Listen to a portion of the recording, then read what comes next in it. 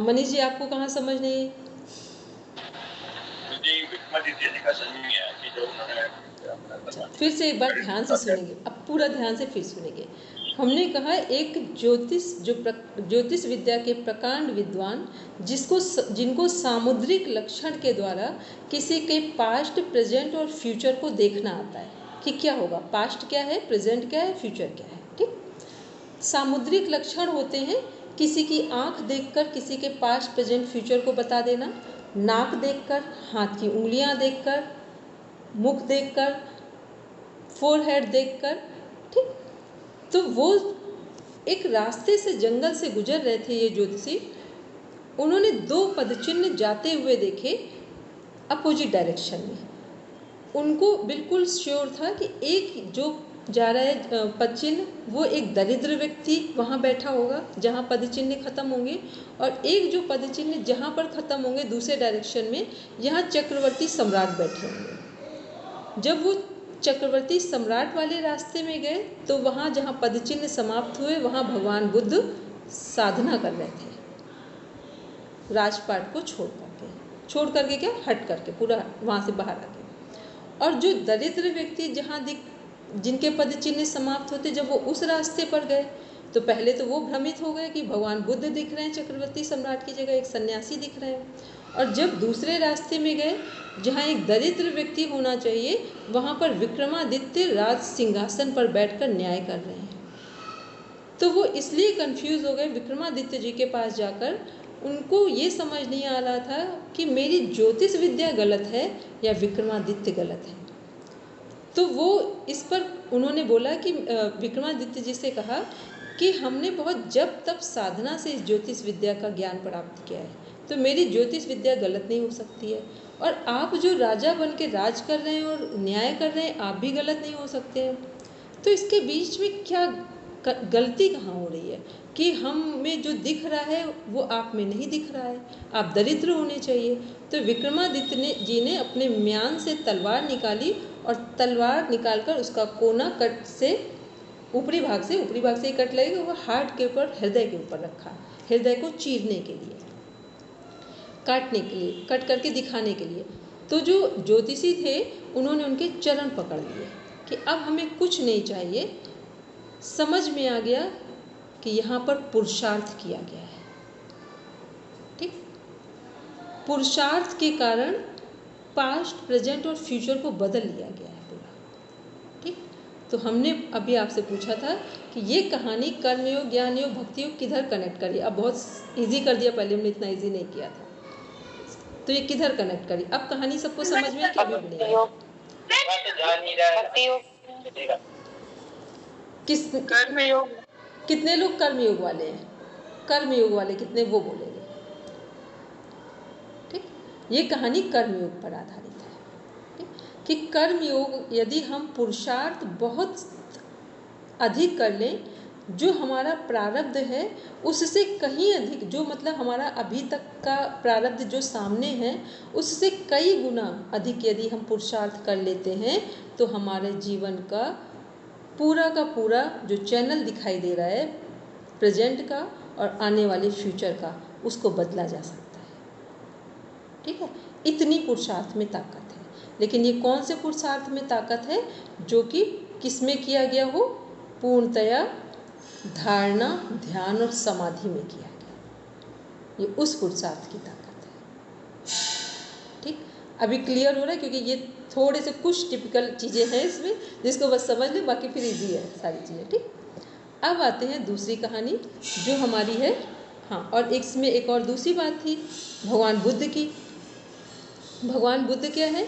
चक्रवर्ती सम्राट हैं, लेकिन उन्होंने क्या रास्ता तय किया है, क्या चूज़ किया है कि हमें अब अध्यात्म को प्राप्त करना है, पूर्णत्व को प्राप्त करना है। तो वो चक्रवर्ती से, मतलब उन्होंने अपना पुरुषार्थ किस ओर किया? बुद्धत्व की ओर किया। तो वो बुद्धत्व की ओर चले गए। विक्रमादित्य ने पुरुषार्थ किया संसार की चीज़ों की उपलब्धि में, लेकिन न्यायपूर्ण उपलब्धि में, तो वो उधर चले गए। मतलब पुरुषार्थ से दोनों चीज़ें संभव हैं। संसार को भी श्रेष्ठतम तरीके से जिया जा सकता है और अध्यात्म की चरम सीमा पर भी पहुंचा जा सकता है। ये हुआ हम लोगों का पुरुषार्थ पूरा। ठीक, अब आते हैं दूसरे में, एक कहानी फिर सुनाते हैं, उसको ध्यान से सुनेंगे। भगवान बुद्ध जिस समय साधना कर रहे थे तो कई वर्ष रहे थे जंगलों में। तो एक बार एक लड़की जंगल में, जिसका नाम सुजाता था, छोटी लड़की थी, और कहा जाता है कि छोटी कास्ट से आते। कास्ट का मतलब छोटी कास्ट से नहीं होता, जो कार्य होता है उससे क्षेत्र से गिना जाता है। तो वो अपने जानवरों को लेकर वहाँ आती थी, उनको घास खिलाने, जंगल में घुमाने। तो वो छोटी लड़की 8 साल के करीब, सुनते हैं सब जगह ऐसे ही वर्णन आता है कि 8 साल के करीब एज थी।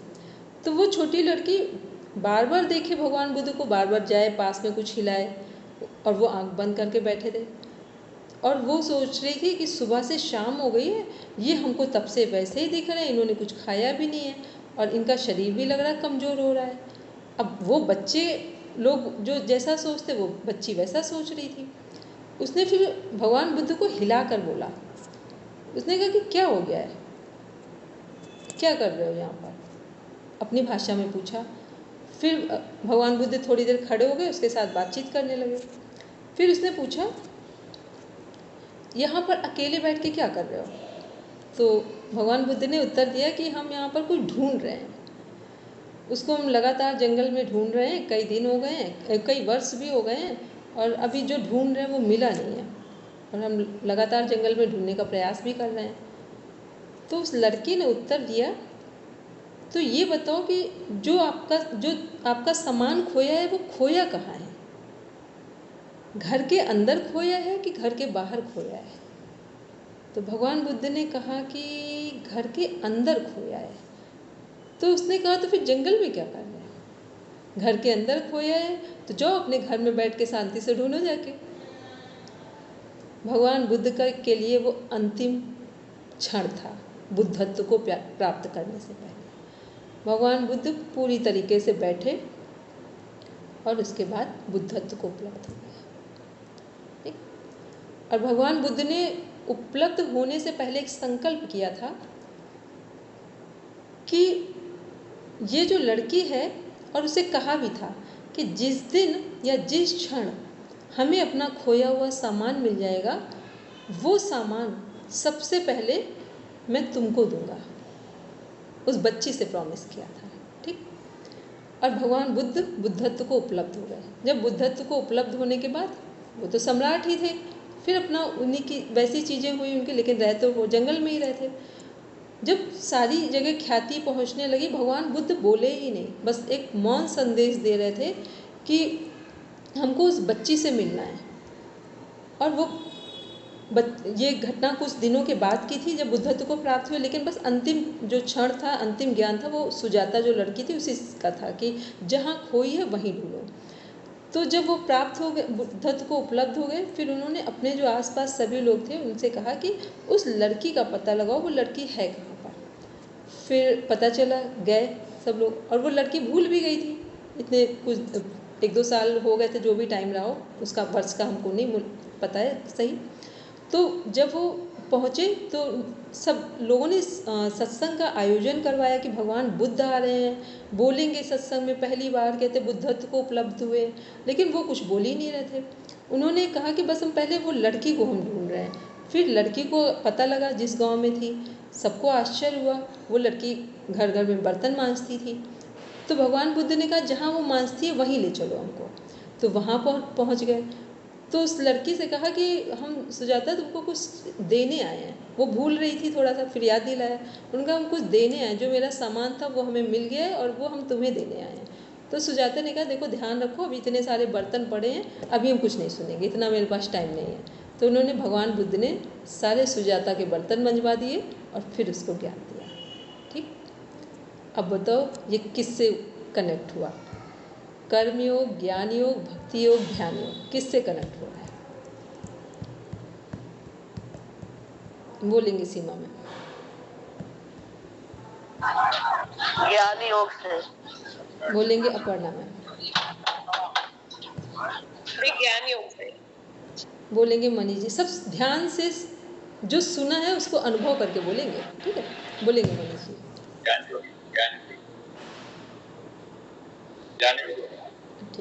हरदीप भैया। मैम ज्ञान योग। ठीक है। सीमा मैम। ज्ञान योग दीदी। अपर्णा मैम फिर से बोलेंगे। Hello Aparna ma'am, hand raise किया है।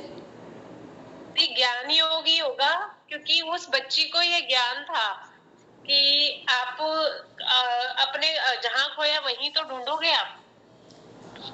अच्छा, अब वो लोग हैंड रेज करें जिस किसी ने ध्यान योग बोला हो। किसी ने ध्यान योग बोला है? ध्यान योग, डी वाला धा, ध्यान योग जिसने बोला वो हैंड रेज करें। किसी ने नहीं बोला। ये कहानी ध्यान योग से रिलेटेड है, ठीक है। खोया हुआ सामान किसके द्वारा मिला था? ध्यान में मिला था। ध्यान योग कैसे हुआ दीदी, ये समझ नहीं आया। एक मिनट, माइक म्यूट करेंगे। जो खोया हुआ सामान था वो किसके द्वारा मिला था? ध्यान के द्वारा या ज्ञान के द्वारा? ध्यान के द्वारा मिला ना। ध्यान के द्वारा मिला, ठीक है।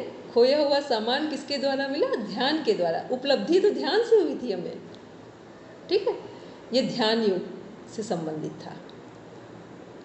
क्योंकि ये कहानी हमने इसलिए नहीं सुनाई है, इसलिए सुनाई है क्योंकि ये इसका पार्ट था।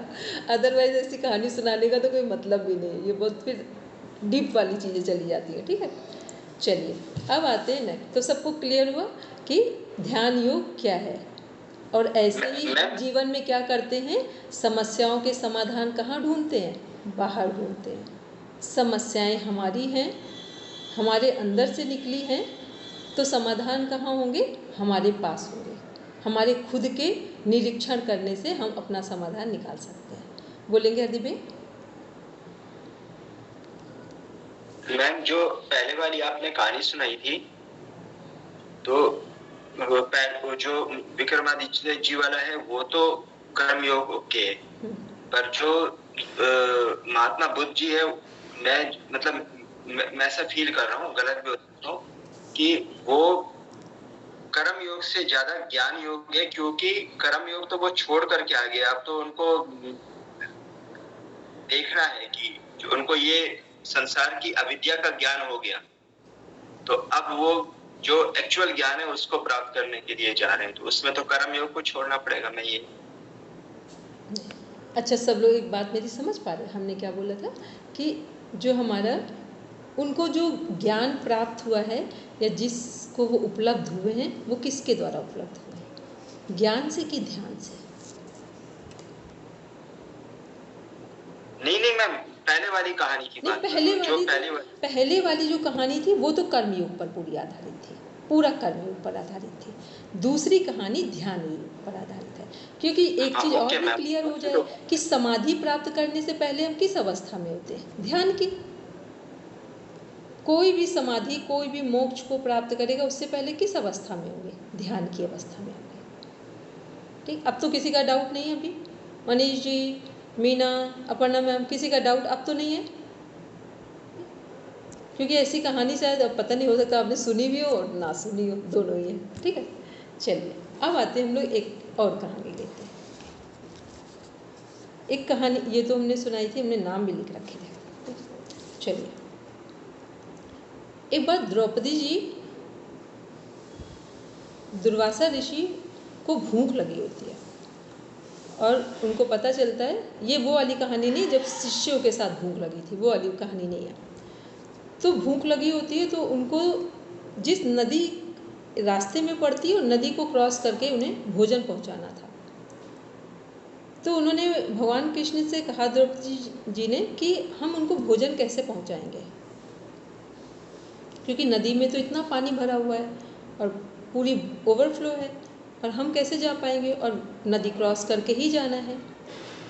तो भगवान कृष्ण ने कहा, एक काम करो द्रौपदी, वशिष्ठ जी के पास चली जाओ और वशिष्ठ जी से कहना कि हम दुर्वासा ऋषि को भोजन पहुंचा दे, ऐसी मेरी व्यवस्था कर दीजिए। तो वो गई वशिष्ठ जी के पास। वशिष्ठ जी से जब उन्होंने कहा कि दुर्वासा ऋषि जी को हमें भोजन पहुंचाना है, नदी पूरी ओवरफ्लो है और हम कैसे जाएं, तो इसकी मेरी व्यवस्था कर दीजिए। तो वशिष्ठ जी ने कहा, वशिष्ठ जी के कितने लोगों को पता है? 100 पुत्र थे। जैसे धृतराष्ट्र के 100 पुत्र थे, वैसे वशिष्ठ जी के भी, महर्षि वशिष्ठ जी के भी 100 पुत्र थे। उनमें से एक पुत्र पराशर थे, और पराशर के जो बेटे हैं उन्हीं वही व्यास जी हैं, वेद व्यास जी। तो वशिष्ठ जी ने कहा 100 पुत्र थे। अब ध्यान से कहानी को सुनेंगे तो समझ में आएगी बात, अदरवाइज तो ऊपर से निकल जाएगी। ठीक, वशिष्ठ जी ने कहा कि यदि हम अपने पूरे जीवन हमने ब्रह्मचर्य का पालन किया हो तो ये नदी सूख जाए और द्रौपदी दुर्वासा ऋषि जी के पास भोजन पहुंचाती है। ठीक, ये ब्रह्मचर्य की कहानी हमने मनीष जी का कल एक क्वेश्चन था, उसके पॉइंट ऑफ व्यू से उठाई है। उन्होंने कहा कि जब यदि हमने 100 पुत्र हैं उनके, और वो कह रहे हैं यदि हमने आजीवन ब्रह्मचर्य रखा हो तो नदी सूख जाए और द्रौपदी दुर्वासा ऋषि तक भोजन पहुंचा दे। और ऐसा कहा, नदी सूख गई और द्रौपदी जी ने भोजन दुर्वासा ऋषि तक पहुंचा दिया। जब वो वहाँ पहुँचाया तो फिर नदी फिर से भर गई, बस संकल्प तो वहाँ जाने का था केवल, फिर नदी भर गई। फिर जब दुर्वासा ऋषि जी ने भोजन कर लिया तो वापसी में द्रौपदी जी ने कहा कि अब हम सुरक्षित अपने घर पहुंच जाएं, इसके लिए अब आप मेरी व्यवस्था कर दीजिए। तो दुर्वासा ऋषि जी ने कहा, सबको पता है ना दुर्वासा ऋषि जी प्रेम करते थे कि क्रोध करते थे? क्या करते थे बताओ? क्रोध के लिए प्रसिद्ध है। हाँ, क्रोध के लिए प्रसिद्ध है। तो दुर्वासा ऋषि जी ने कहा कि यदि हमने आजीवन कभी क्रोध ना किया हो तो नदी सूख जाए और द्रौपदी आराम से सुरक्षित अपने घर पहुंच जाए। ऐसा कहते ही नदी सूख गई और वो घर निकल गई। इस कहानी का संदेश ये है कि जब कोई व्यक्ति या कोई व्यक्तित्व ब्रह्म ज्ञान, आत्मज्ञान, कैवल्य और मोक्ष को प्राप्त कर लेते हैं तो उनके बाहरी व्यक्तित्व से आप उनके आंतरिक व्यक्तित्व का मूल्यांकन नहीं कर सकते। वो अंदर से एक निर्दोष व्यक्तित्व जीते हैं, बाहर से बस केवल कार्य कर रहे होते हैं। कोई भी उनका कर्म इस सृष्टि में संस्कार नहीं बना सकता है। कोई भी कर्म उनका इस सृष्टि में संस्कार नहीं बना सकता है, ना उनका क्रोध का, ना उनके ब्रह्मचर्य का, कोई भी चीज़ काम नहीं करती है। इसलिए कैवल्य मोक्ष मुक्ति को सर्वोत्कृष्ट माना जाता है, सर्वश्रेष्ठ माना जाता है, क्योंकि वहाँ उपलब्ध होने के बाद जो कुछ भी होता है ऐसे संत महापुरुषों के द्वारा वो प्रकृति के साथ कनेक्ट होता है, उसमें उनका कोई कर्म नहीं जुड़ता है जाकर। ठीक, अब दूसरे शब्दों में जो मनीष जी का क्वेश्चन था ब्रह्मचर्य का कि अस्थमा से रिलेटेड कुछ प्रॉब्लम थी तो किसी का जो ट्रीटमेंट था उसमें उन्होंने किसी ने बताया था कि यदि ब्रह्मचर्य का पालन करें तो ठीक रहेगा। तो इस बात को समझ लें, ब्रह्मचर्य पालने योग्य चीज़ नहीं है कि हम पालेंगे तो ब्रह्मचर्य हमसे उसको मतलब मानेंगे या ब्रह्मचर्य का पालन करेंगे तो ब्रह्मचर्य हमारे जीवन में आ जाएगा। ऐसा बिल्कुल नहीं होता है।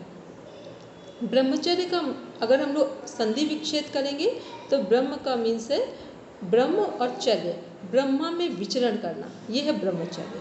ठीक, और यदि अपने जीवन में देखें तो इसे कैसे कनेक्ट करें? बहुत सारे लोग बोलते हैं ना कि ये ब्रह्मचर्य का पालन कर रहे हैं। ब्रह्मचर्य का पालन एक गृहस्थ जीवन में जीने वाला व्यक्ति भी पूरा कर सकता है।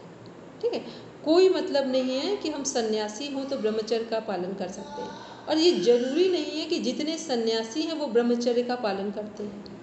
ठीक, दोनों बातें क्लियर है।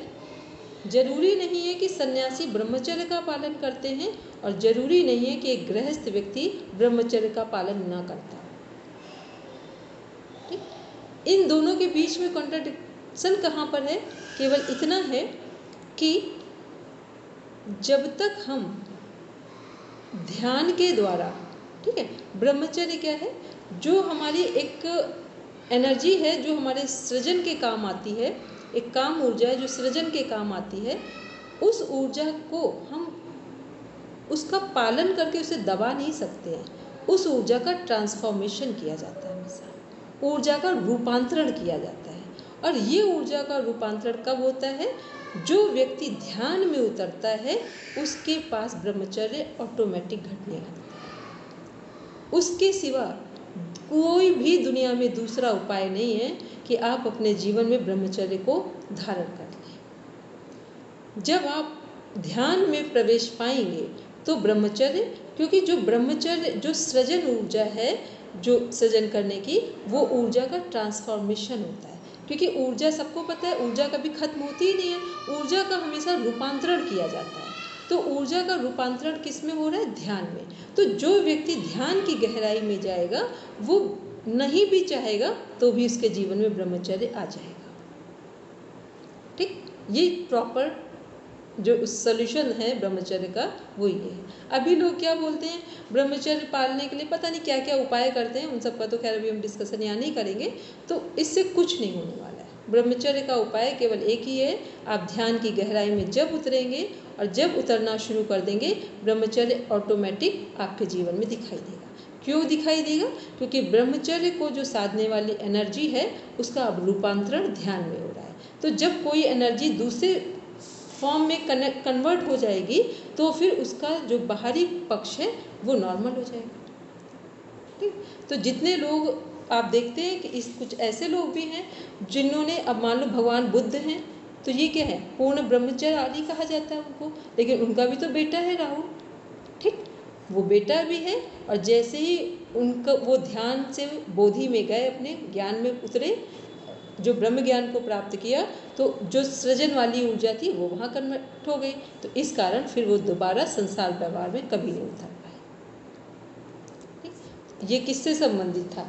कर्म योग, ज्ञान योग, भक्ति योग, ध्यान योग, किससे संबंधित था? ये जो अभी बात बोली, जो अभी कहानी सुनाई या जो अभी कनेक्ट किया, ये किससे संबंधित है?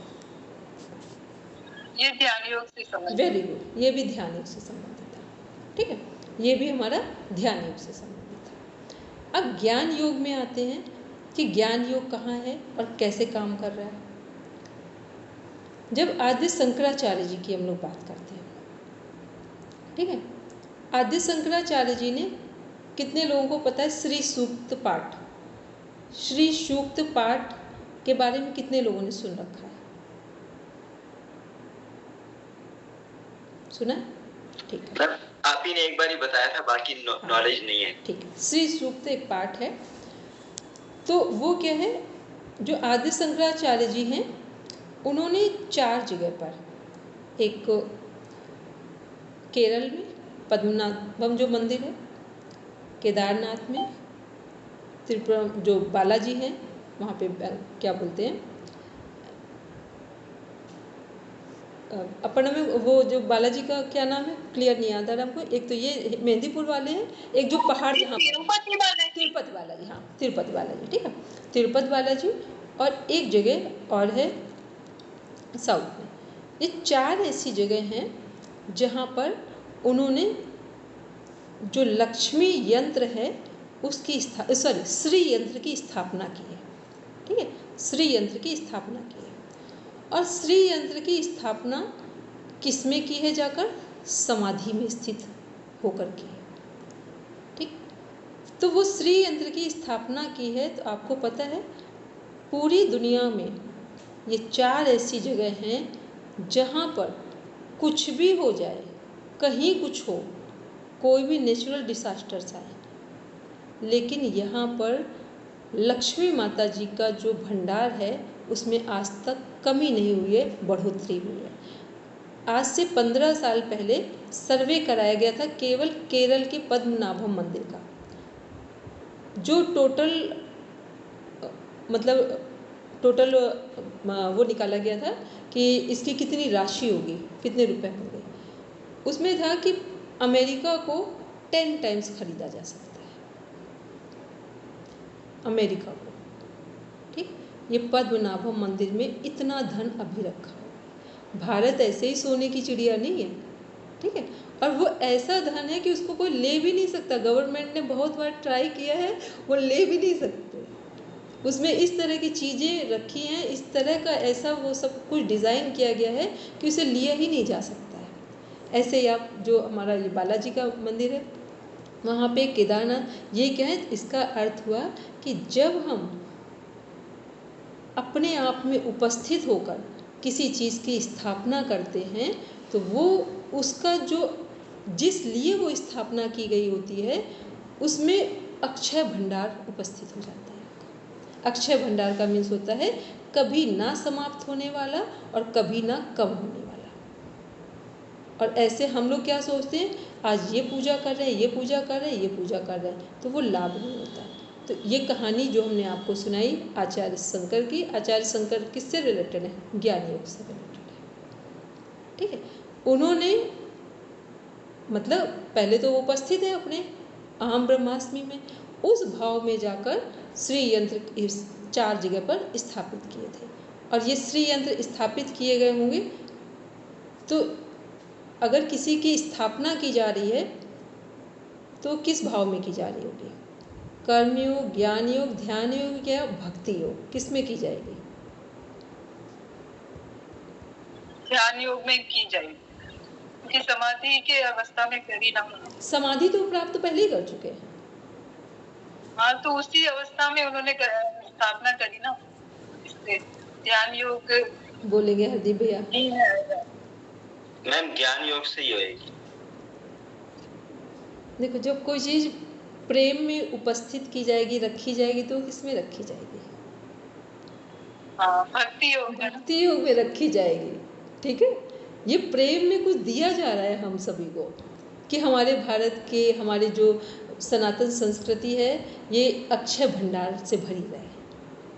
ठीक है, ये उस भाव में रखी जा रही है। मैम जो प्राप्त करने के लिए तो ज्ञान चाहिए था ना, तो भक्ति तो मतलब सरेंडर हो गया, वो हमने प्रेजेंट कर दिया। पर आप हमें कुछ देंगे, ठीक है, मान लो आप हमें सोच रहे कि ममता दीदी को हमें कुछ ऐसा देना है जिससे ममता दीदी का जीवन बहुत सुंदर रहे, तो किस भाव में देंगे हमको? तो मैम जो चीज चाहिए उसको पहले ज्ञान से प्राप्त करके फिर भक्ति भाव से आपको प्रोवाइड करो। नहीं, अभी आप ऐसा सोच रहे हैं, लेकिन यहाँ आद्य शंकर जी जो हैं, शंकराचार्य जी, वो तो ऑलरेडी समाधि में उपलब्ध ही है अहम ब्रह्मास्मि में, तो वो तो ज्ञान योग, भक्ति योग वो तो करें। जब कोई चीज़ हमारे प्रेम में कोई चीज़ उपस्थित करवाई जाती है तो प्रेम का दूसरा नाम भक्ति में ही कनेक्ट होगा। ठीक है, प्रेम से जब कुछ दिया जाएगा तो प्रेम ना ज्ञान से कनेक्ट होता है, प्रेम ध्यान से तो हो सकता है, लेकिन ध्यान में तो ऑलरेडी वो जा चुके हैं। ठीक है, ध्यान में तो वो हैं ही, और वो दे किसके लिए रहे हैं कि हमारी जो भारतीय जो सनातन संस्कृति है, जो एक वीर भोग्या वसुंधरा जिसे कहा जाता है, या ये कह दें कि वो ऐसी भूमि, भारत को कौन सी भूमि में सबसे सर्वश्रेष्ठ भूमि माना जाता है कि यहाँ पर जन्म लेना इतना आसान काम नहीं है। ठीक, हम उसे नहीं समझ पाते, वो अलग बात है।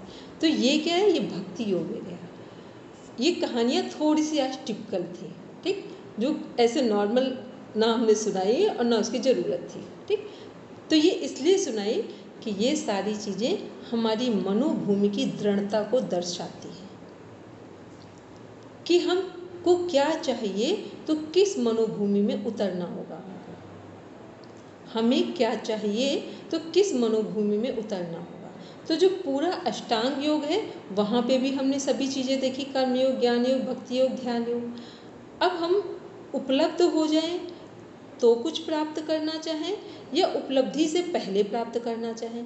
यदि हम समाधि में उपलब्ध ना हुए हों तो प्राप्त करेंगे तो वो किस पाद से कनेक्ट होंगे? समाधि में उपलब्ध ना हुए हों और फिर हम कुछ प्राप्त करें तो वो किस पाद से कनेक्ट होंगे? बोलेंगे दीप्ति? साधन पाद से। ठीक है, उनका परिणाम क्या होगा? बोलेंगे वो हरदीप भैया? हरदीप भैया बोलेंगे? मैम अगर अभी समाधि प्राप्त नहीं हुई है तो अभी हमें जो पहली स्टेज है, तो अब हमें अविद्या का ज्ञान हो चुका है, यानी अभी हमें ज्ञान है। तो ज्ञान से अब हम अनुभव की तरफ जाएंगे, जो हमने उसको फील करना है, एक्चुअल ज्ञान। मतलब पापा को मैं विभूतियाँ विभूति पाद होगा। समाधि से पहले हमें जो प्राप्त होगा वो सभी किस में जाएगा, किस पाद में? सब विभूति पाद में जाएगा। ठीक है, समाधि में जाएंगे तो विभूति पाद से हम बाहर आ जाएंगे। समाधि से पहले जो कुछ भी प्राप्त होगा वो सब विभूति पाद में जाएगा। तो जितना भी मान लो अभी हमें चाहिए, कोई हमें सांसारिक चीज़ चाहिए या हमें अध्यात्म में भी कुछ चाहिए, लेकिन समाधि से पहले चाहिए। अभी हम लोगों ने पढ़ा था रूप लावन बल वज्र संगनन काय संपत। ठीक है, काय रूप संयमात, मतलब अरिमा महिमा लगिमा गरिमा अष्ट सिद्धियां हैं वो भी प्राप्त हो रही हैं। तो अष्ट सिद्धियां कहाँ प्राप्त हो रही हैं? विभूति पाद में प्राप्त हो रही हैं। लेकिन अष्ट सिद्धियों के प्राप्त होने पर भी हमें मोक्ष प्राप्त नहीं हो रहा है। अष्ट सिद्धियों के प्राप्त होने पर भी हमें मोक्ष प्राप्त नहीं हो रहा है। इसका मतलब समाधि से पहले हमें जो भी प्राप्त होगा वो श्रेष्ठ होगा, लेकिन मोक्ष नहीं होगा। ठीक, तो ये हमारे ऊपर निर्भर करता है कि हम समाधि से पहले वाली अवस्थाओं में से किसी का चुनाव करेंगे, किसी विभूति का चुनाव करेंगे, या समाधि तक ही पहुँचेंगे। ठीक, तो साधना काल में क्या होता है, मान लो 100 लोग साधना करने के लिए चल रहे हैं, तो 99 लोग कहाँ जाएंगे बताओ? 99 लोग किधर जाएंगे? समाधि से पहले वाली अवस्था में रुकेंगे या समाधि में रुकेंगे आगे? 99 लोग कहाँ होंगे? समाधि से पहले वाली स्थिति में। वेरी गुड, समाधि से पहले वाली स्थिति में रुकेंगे। ठीक है, समाधि वाली स्थिति में केवल 1% होगा वहाँ पर। ठीक है, तो ये क्या है, बस इसी बात के लिए पूरा अष्टांग योग पढ़ाया जाता है कि हमें जीवन में क्या चाहिए, उसके अनुसार हम अपने जीवन का चुनाव करेंगे, अपनी साधनाओं का चुनाव करेंगे और अपनी पात्रता का चुनाव करेंगे। ठीक, अब एक और लाइन कनेक्ट करते हैं। ये जो हम लोगों ने अष्टांग योग पढ़ा और कर्मयोग, ज्ञान योग, भक्ति योग, ध्यान योग में एक बात ध्यान रखिए, मान लो हम जो भी सोच रहे हैं, अब ये जितनी भी चीज़ें हैं इसके पीछे एक बात तो आपको समझ में आई होगी, सेकंड जो हम लोग यूनिट देख रहे हैं, कि यहाँ बिना सद्गुरु के काम नहीं हो सकता है। ठीक, ये क्लियर है।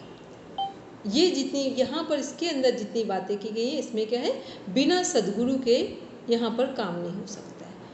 अब सद्गुरु भगवान की आवश्यकता क्यों है? अब इसके लिए कुछ लोग बोलते हैं कि हम कहाँ कहाँ जाएं ढूंढें उनको। ठीक, एक क्वेश्चन ये है कि हम कहाँ ढूंढें, कोई हमें बता दे तो कैसे हम पहचानें और हम अपनी यात्रा को शुरू करें। तो इसका एक जो सॉलिड आंसर है वो आपको बताते हैं।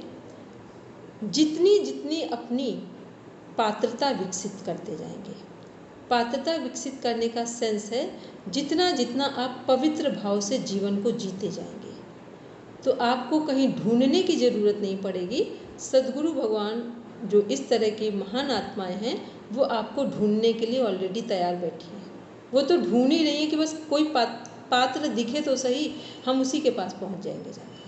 ठीक, तो इस संबंध में कोई भ्रमित ना हो कि हमें ढूंढने जाना पड़ेगा कहीं। किसी को कुछ ढूंढने की ज़रूरत नहीं है, केवल अपनी पात्रता विकसित करनी है और जो हमें चाहिए उसी के अनुसार हमें चुनाव करना है। तो ये थी बहुत डीप में कहानी, हालांकि इसकी कोई ज़रूरत नहीं है, बस वो आपका पार्ट था तो उसको हमें बताना था। अब उसमें से केवल इतना तो समझ सकते हैं कि अब आपके जीवन में जो बहुत गहन समस्याएं हों, समझ ना आ रही हों, तो फिर अपना निरीक्षण अवश्य करें। ठीक, बस इतना है ये बात। अब कल हम लोग देखेंगे जो हठ प्रदीपिका घेरन सहित है उसको कैसे कनेक्ट करेंगे। हालांकि इसमें अष्टांग योग में बहुत सारी चीज़ें वहाँ पर भी कनेक्ट हो चुकी हैं, लेकिन फिर भी कुछ चीज़ें ऐसी रह गई तो वो टू द पॉइंट कल हम लोग उसको डिस्कस करेंगे। अब किसी का कोई क्वेश्चन हो तो 2 मिनट में हम उसके 2 से 3 मिनट में क्वेश्चन करेंगे। दीदी 4 जगह आपने बताई, एक तो मेहंदीपुर के बालाजी और एक बालाजी और मेहंदीपुर नहीं, पद्मनाभम। ठीक है, पद्मनाभम और पहला, फिर बालाजी जो इधर है बेंगलोर की तरफ। ठीक है, फिर इसके बाद आते हैं हाँ तिरुपति बालाजी, वो त्रिपुर सुंदरी, कई दिनों से हम लोग कुछ चीज़ सुन रहे हैं तो वो त्रिपुर याद आ जा रहा है। ठीक, तिरुपति बालाजी, फिर ये इधर बद्रीनाथ की तरफ आते हैं, बद्रीनाथ केदारनाथ की तरफ, और एक जगह और है वो भी साउथ में ही काउंट करते हैं, उसका भी मैं नाम जस्ट याद नहीं। मैम वो कश्मीर में शारदा पीठ। अब हो सकता है हरदीप भैया, वो हमें क्लियर अभी याद नहीं कि शारदा पीठ है कि साउथ की तरफ है। सा आएगा, अब सा में किधर जा रहा है ये नहीं क्लियर है। ठीक है, भारत के चारों कोनों में एक एक बनाया है, एक एक जाएगा, लेकिन वो किस जगह साउथ से सा कनेक्ट होगा। अब वो साउथ में जा रहा है शारदा पीठ में। एक बार आज हम उसको देख के बता देंगे, ठीक है, इतना हम कर देंगे जो चलेगा। तो ये क्या है, ये मैं को कंफर्म नहीं है, मैं ऐसे बस बोल दिया, बस वो ऐसा कंफर्म नहीं है। हो सकता है, बद्रीनाथ कोई बात नहीं, लेकिन हम एक बार इसको कंफर्म, क्योंकि जो चीज़ कंफर्म ना हो तो ऐसे नहीं बोलेंगे उसको, ठीक है। तो बस 4 जगह, तो ये हमने ये बताया कि जब कोई व्यक्ति अपने आप में ब्रह्म ज्ञान में उपलब्ध होकर किसी चीज़ की स्थापना करते हैं तो उनके प्रभाव क्या होते हैं इस सृष्टि पर। वो ऐसे अद्भुत प्रभाव होते हैं जिनका कोई विकल्प नहीं होता है दूसरा। ठीक, तो ये हम लोग ने आज देखा। कल हम लोग हठ प्रदीपिका घेरन संहिता से कुछ टॉपिक को डिजीज़ के साथ कनेक्ट करेंगे। ऑलरेडी हम लोग कर भी चुके हैं, लेकिन फिर से एक बार लेंगे, उनको देखेंगे। आप सबका एक छोटा सा होमवर्क है कि जो अष्टांग योग है उसको अपने पॉइंट ऑफ व्यू से, अपनी समझ से, कर्म योग, ज्ञान योग, भक्ति योग, ध्यान योग, इन सब पर एक छोटी सी, जैसे एक होता है ना ब्रीफ इंट्रोडक्शन देना कि ये क्या हैं, इनको अपने जीवन में कैसे देख रहे हैं, इनसे संबंधित कौन से रोग या कौन सी समस्याएं हैं जिनको ठीक किया जा सकता है, जो हम अपने जीवन में बदल सकते हैं, उन सबको एक एग्जाम्पल के रूप में लिखेंगे। यदि आप इतना लिख पाए तो हम समझ लेंगे कि आपको जो हमने बताया उसका 5% समझ में आया, और 5% ही सफिशिएंट है। उसमें ऐसा कुछ भी नहीं है कि आपको बहुत डीप में जाना है, बस 5% आपके लिए सफिशिएंट है। चलिए, अब हम लोग, अभी और किसी का कोई क्वेश्चन नहीं है तो ठीक है। और हाँ, एक छोटा सा काम सभी करेंगे कि जो आपका सिलेबस है प्रैक्टिकल वाला, उसको आप देखना शुरू कर दें। तो आधे घंटे तो जो आप करते हैं हमारे साथ प्राणायाम की प्रैक्टिस, वो सफिशिएंट है।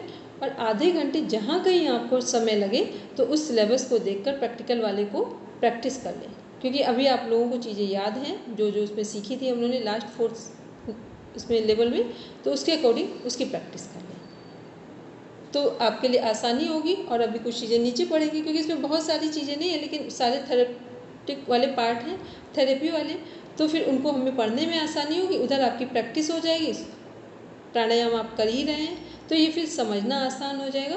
और फिर डिजीज़ पर किसी एक पॉइंट को आप चुनाव करेंगे कि आप क्या कर सकते हैं।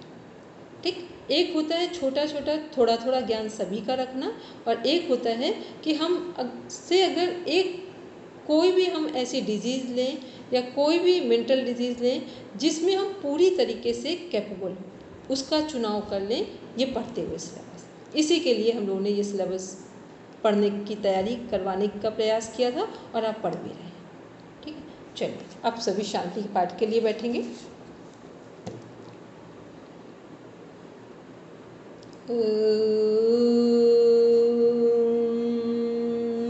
शांति शांति शांति, सर्वारिष्ठसु शांतिर्भवतु।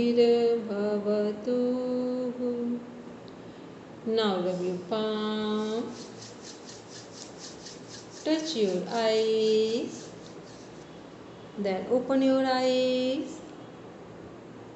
चलिए, सभी को प्रणाम, शुभ रात्रि।